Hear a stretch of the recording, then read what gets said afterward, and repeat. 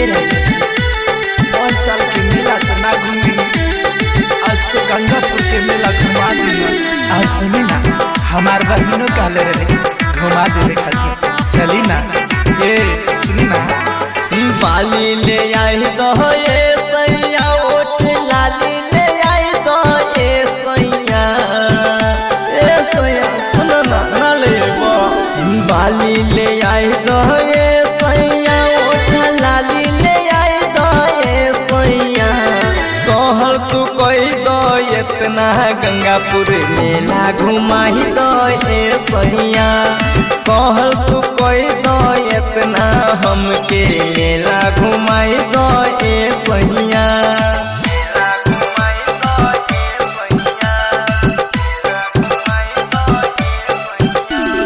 Music by DJ Umesh.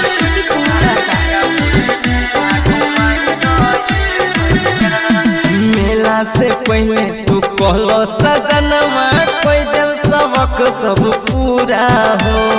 कहला कि सोनमा के टीका गढ़ा देबू हो, पायब ले अधूरा हो। मेला से पहले तू कहलो सजनमा, कोई देव सबक सब पूरा हो। कहला कि सोनमा के टीका गढ़ा देबू हो, पायब ले अधूरा हो। गजरा ले आई दो ये सैया, चूड़ा गजरा ले आई दो ये सैया। पहने के शौक बयतना, गंगापुर मेला घुमाही दो ये सैया।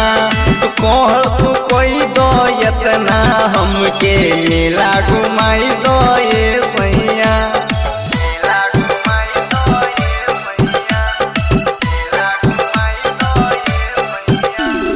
Music by DJ Umesh.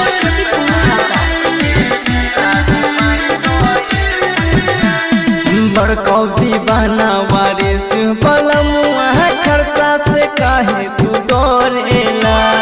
इतना कमाला मांगी तो हर साल, कौन सबक भीड़ धरेला। बड़कौ दीवाना आयास बलमुआ, खर्चा से काहे तू डरेला। इतना कमाला मांगी तो हर साल, कौन सबक भीड़ धरेला।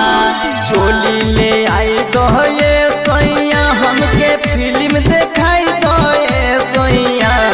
धोइले बामन में रटना, राजकुमार के गाना बजाई दो ये सैया।